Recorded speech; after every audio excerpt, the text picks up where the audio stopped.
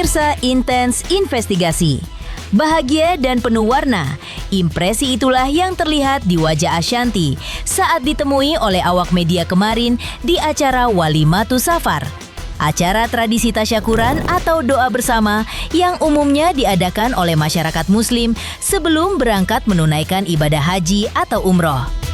Menjelang keberangkatan ibadah hajinya yang tinggal menghitung hari, istri Anang Hermansyah ini pun bercerita banyak hal, termasuk perjalanan ibadah hajinya kali ini yang terasa istimewa karena bertepatan dengan perayaan ulang tahun pernikahan mereka yang ke-15 pada 12 Mei 2026 ini.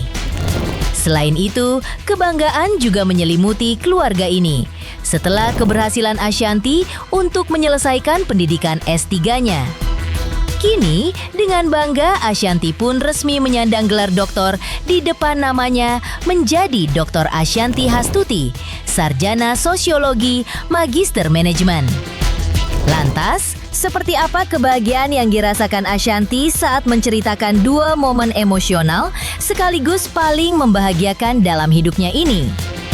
Benarkah dengan gelar doktor yang baru saja didapatkannya menginspirasi sang suami Anang Hermansyah untuk mengikuti jejaknya? Pemirsa, bersama Intens Investigasi, kami hadirkan kabar terkini, terpercaya, dan teraktual. Tetapi sebelumnya, jangan lupa untuk like, subscribe, dan juga share channel YouTube ini.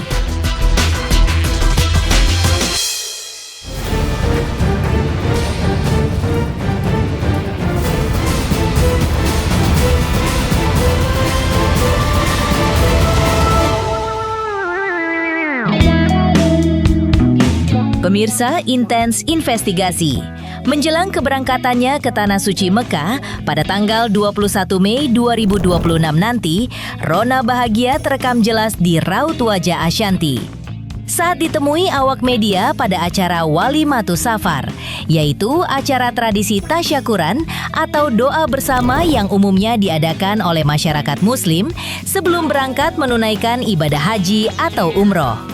Ibadah haji pertama kalinya yang akan dijalani Ashanty ini ternyata bertepatan dengan perayaan 15 tahun perjalanan rumah tangganya dengan sang suami, Anang Hermansyah.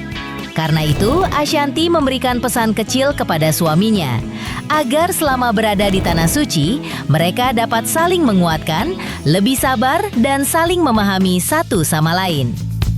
Pertanyaanmu masa berangkat sendiri, ya sama suami dong, kan honeymoon yang Masya Allah lah ya. Ini benar-benar kado juga ya Bun untuk anniversary Bunda dan itulah anaknya. makanya. Berapa jadi sih Bun? 15 tahun kita. Jadi kita 7 ya. Jadi kita benar-benar spesial banget gitu kali ini karena memang bisa merayakan anniversary pernikahan kita tuh naik haji. Itu yang aduh Masya Allah banget gitu tambahannya. Jadi terus tadi aku bilang sama dia, kita kan nggak ada setiap hari tanpa cekcok sebenarnya.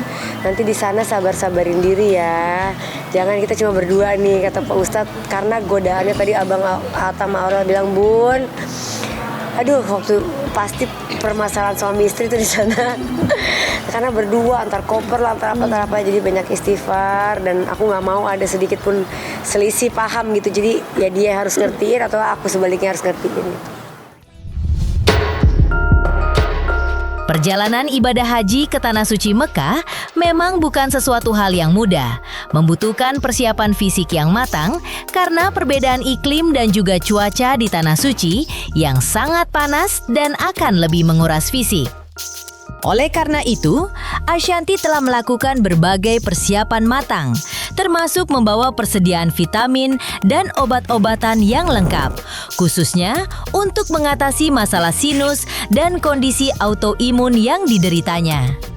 Selain itu, menjelang keberangkatannya yang semakin dekat, ibu dari Arsy dan Arsyah Hermansyah ini juga mengaku hatinya sering terasa sangat mudah terharu dan mudah meneteskan air mata. Apalagi, Ashanty sudah cukup lama menunggu untuk melakukan ibadah haji. Beruntung, rasa sedih dan khawatirnya terasa sedikit berkurang karena ada yang akan menjaga kedua anaknya selama ia melaksanakan ibadah haji bersama sang suami. Oh kalau itu aku udah prepare ya, aku udah ibaratnya siapin vitamin, obat-obatan aku yang sinus terutama aku bawa, obat autoimun pun walaupun nggak pernah aku minum lagi aku bawa juga. Aku takut tiba-tiba kenapa iya. Semua obat-obat bawa, dan yang paling penting tuh siap, karena kalau dibilang mental aku kan daftar udah dari 2018, dibilang berangkatnya 2024, gagal udah sedih.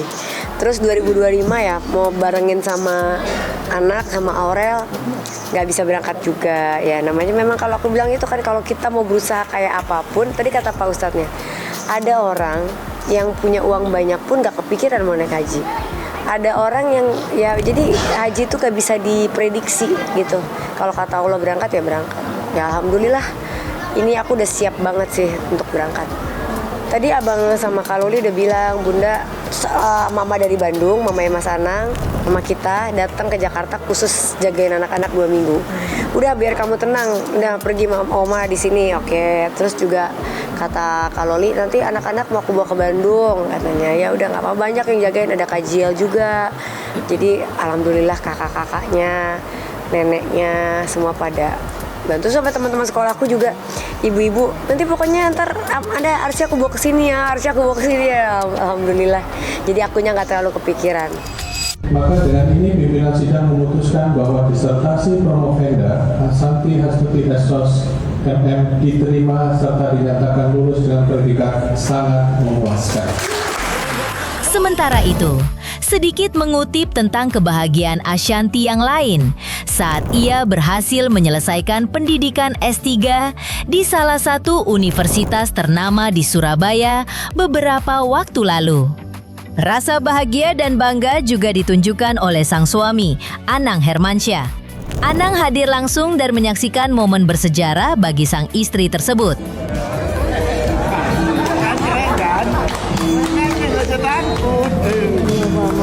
Lewat unggahan di media sosialnya, Anang menuliskan rasa bangganya melihat perjuangan istrinya yang tak kenal lelah.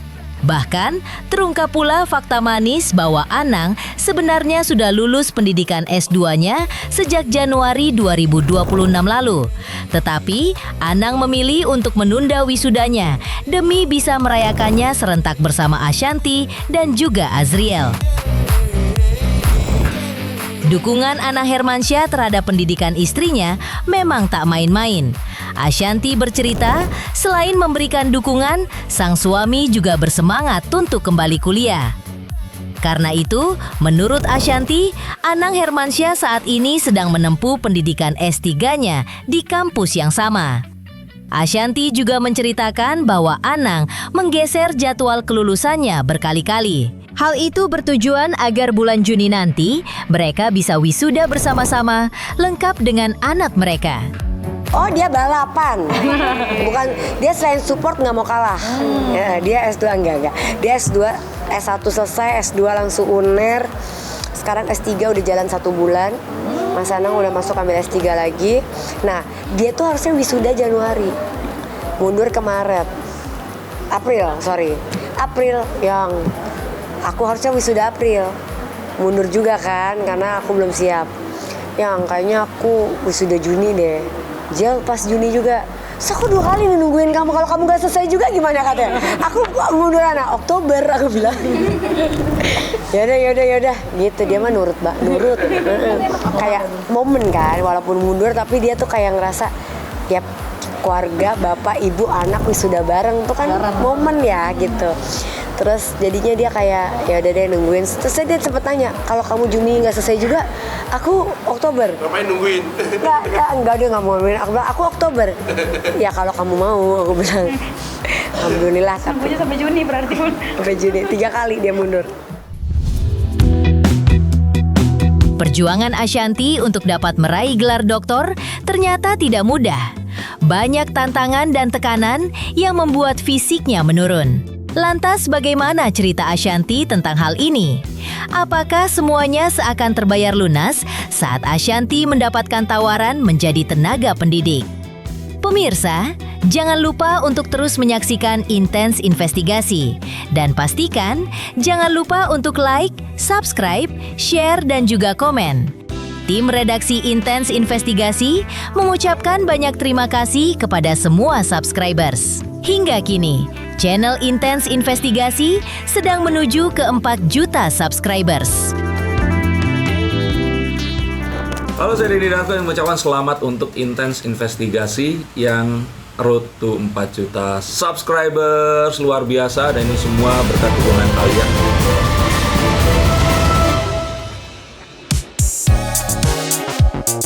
Pemirsa Intens Investigasi, Ashanti bercerita mengenai momen-momen krusial saat menjalani ujian.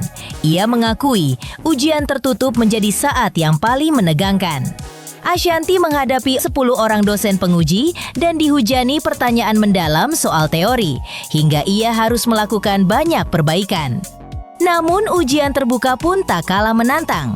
Ujian terbuka berlangsung selama 2 jam dan ia harus berdiri di hadapan 150 orang yang berasal dari dalam maupun luar kampus. Saat itulah Ashanti harus benar-benar bisa mengendalikan diri dan menjawab dengan tenang. Sebenarnya aku kalau lebih gila stresnya tuh pas ujian tertutup, karena itu di 2 jam itu aku ujian tertutup sama 10 penguji. Tertutup memang, maksudnya bukan nggak ada boleh orang lain ya, penguji 10 orang gitu, itu dihantamnya di situ tuh kan, revisi dan lain-lain tuh yang bikin kita memang downnya di situ. Tapi terbuka itu lebih deg-degannya tuh karena ada 150 orang nonton, ada penguji dari dalam UNER, penguji dari luar, dan penguji tamu juga ada dihadirin di depan untuk nanya. Jadi kalau kita gelagapan atau kita jawabnya juga, atau pada saat ditanya, kadang kan manusia tuh bisa blank loh. Kita nggak selalu bisa menghandle keadaan gitu ya.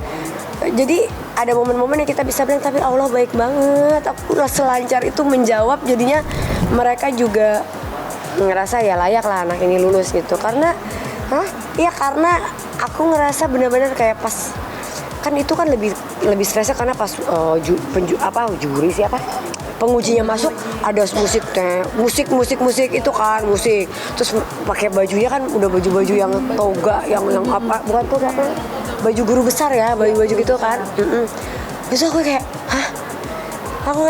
wah kok ini hilang semua nih gitu. Tapi begitu aku bismillah, aku baca doa, aku zikir, terus aku dikasih kakakku, kakaknya Mas Anang dari Jember, baca ini dah. Pas naik ke podium, aku tenangin diri. Untung pertanyaan pertamanya dari promotor aku, kenapa kamu mau ngambil dokter? Aku cerita tuh kan, kalau itu kan hal yang begitu yang lain-lain nanya, aku udah merasa menguasai panggung gitu. Jadi alhamdulillah aku juga 2 jam ujian terbuka. Kalau ujian tertutup aku gelagapan banget sih, parah. Karena teori yang disikat, dibantai. Nah kalau di sini kan udah lebih kayak umum ya gitu. Jadi aku ya lebih karena aku menguasai topik aku juga yang ngerjain disertasi aku. Jadi aku juga yang mau mewawancari orang-orang tersebut yang ada di disertasi aku. Jadi alhamdulillah lancar. Untungnya, ketegangan Ashanti sepertinya membuahkan hasil yang baik, karena ia menarik perhatian para akademisi di kampusnya untuk diajak menjadi dosen. Namun di balik kesuksesan itu, tersimpan perjuangan berat yang sempat menguras fisiknya. Ashanti juga menambahkan, seringkali ia berpikir untuk menyerah di tengah jalan. Namun dukungan besar dari orang-orang tercintanya membuat semuanya berjalan sesuai rencana. Jadi aku insya Allah abis nyelesain dulu ABS Haji Juli aku nyelesain X-Jeli Korea terakhir. Abis selesai Juli aku udah di Solo, terus di Jakarta. Tapi aku bilang ngajarin anak semester 1 dulu ya, aku belum pede nih kan. Nah kemarin anak dari dosen psikologi yang minta, terus yang Solo juga gitu. Kemarin aku juga nanti belum terlalu dibahas. Yang di Jakarta juga PSDM gitu, yang memang aku paham lah. Gak mungkin aku dikasih jurusan tiba-tiba yang aku suruh ngajarin di tempat yang aku nggak paham, malu-maluin. Dapat hadiah cinta, kasih sayang, support itu paling penting. Hadiah-hadiah yang lain nggak penting, karena jujur kalau kita seorang ibu istri ngambil kuliah, kalau tidak ada support system yang benar, gak bakalan selesai. Karena dan dapat juga promotor dan kompromotor yang baik, karena aku saat aku menyerah mau keluar, karena aku bilang Mbak Vida aku mau keluar, aku gak kuat, udah gak usah dipaksa deh sama Mas Haris gitu ya, gak malu nanti udah gembar-gembor ngambil S3 tiba-tiba keluar gitu kan. Jadi aku tuh kayak gila, tapi ternyata tuntutan itu yang bikin aku kayak jadinya fight. Ya mesti aku nyerah sih, bukan masalah malunya sih, tapi mesti aku nyerah bisa lah gitu. Iya udah nggak udah waktu mau nyerahnya pas di tengah, kalau pas di ujung udah gas, pas di tengah-tengah tuh yang mau nyerah. Terus kan kalian nggak ada yang tahu berapa kali aku 3 tahun aku di kampus, 300 kali mungkin aku diinfus.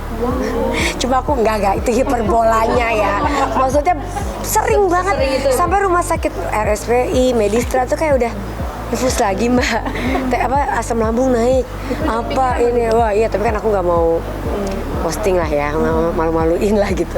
Baiknya kemarin teman-teman sekelas aku yang akademisi, yang mereka belum lulus, mereka bilang kita ini yang nemenin setiap mau presentasi Mbak Asanti di rumah sakit, harus nungguin dia katanya.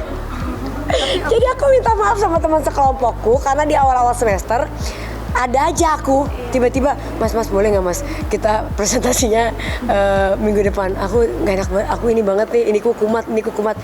Ya Allah, mereka baik-baik sih, makanya mereka cuma kemarin antara maksudnya kayak iya kita ketunda juga gara-gara di semester awal banyak presentasi yang berhubungan sama Mbak Santi tertunda juga karena akunya ada aja sakit lah apa itu tuh, aduh karena sesetres itu loh. After itu tapi udah nggak pernah. S1 S2 aku nggak gini, nggak tahu S3 ini.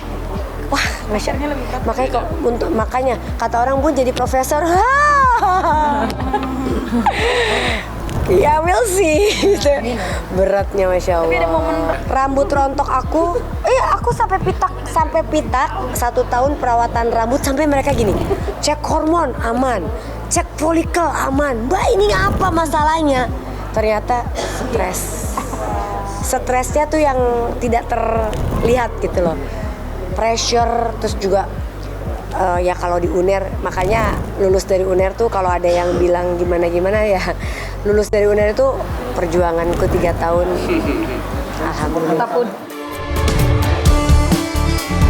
Seperti itulah perjuangan Ashanti untuk berhasil menyelesaikan pendidikan S3-nya. Lantas, apakah yang sebenarnya dikejar Ashanti dari pendidikan yang memakan waktu dan kesehatannya itu? Benarkah hanya gelar semata yang dicari olehnya? Halo, saya Denny Darko yang mengucapkan selamat untuk Intens Investigasi yang road to 4 juta subscribers, luar biasa, dan ini semua berkat dukungan kalian.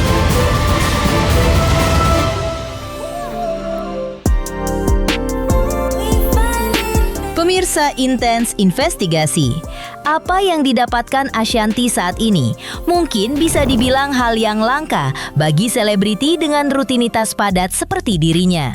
Menariknya, Ashanti mengaku ia tidak pernah mengejar titel atau gelar. Bahkan ia tidak pernah mencantumkan gelar pendidikan pada namanya.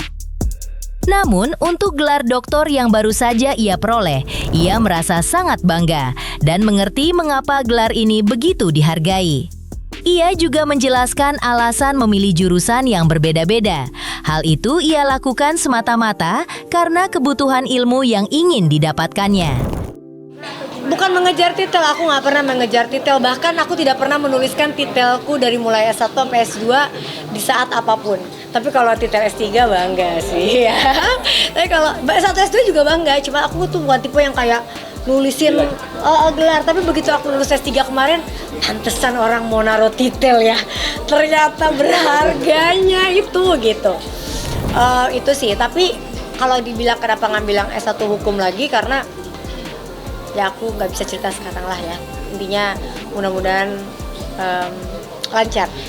Itu aja. Dari aku dulu ilmu politik di Paramadina, terus aku ke BINUS Internasional, itu S2-nya, itu udah berat banget karena aku kan gak pada basic bisnis kan, jadi belajar manajemen lagi apalagi gitu, itu yang lumayan rumit gitu. Nah kalau di PSDM sebenarnya jauh lebih enak karena ilmu-ilmunya ilmu psikologi, ilmu hal-hal baru yang memang yang paling susah adalah proses pengolahan data, bagaimana kita harus mulai buka jurnal dan lain, itulah yang luar biasa susahnya gitu. Tapi masalah nggak linearnya sebenarnya lebih susah waktu aku politik ke bisnis. Aduh, hitung-hitungan aku emang, makanya ini kan bohongin mulu. Hitungan aku tuh memang agak-agak ini ya, tapi sekarang kan udah belajar dari sekolah, dari S2 kemarin, jadi ya alhamdulillah jadi lebih paham gitu. Jadi kalau aku memang karena pengen gelar, pasti aku ambil yang linear. Tapi kenapa aku nggak ambil yang linear? Karena aku butuhnya S2-nya bisnis gitu. Jadi itu yang harus aku nih. S3 juga dulu aku mau bikin tentang kekerasan anak terhadap dan perempuan ini. Udah keburu masuk, 2 kali ditolak. Akhirnya ganti judul, tapi nggak apa-apa. Tetap semangat. Tapi ya, akhirnya jadinya aku ngambil jalur S1 lagi yang 2 tahun ini gitu. Demikian pemirsa, kabar terkini, terpercaya, dan teraktual yang kami hadirkan hari ini. Jangan lupa untuk terus menyaksikan Intens Investigasi. Dan pastikan, jangan lupa untuk like, subscribe, share, dan juga komen. Tim redaksi Intens Investigasi mengucapkan banyak terima kasih kepada semua subscribers. Hingga kini, channel Intens Investigasi sedang menuju ke 4 juta subscribers.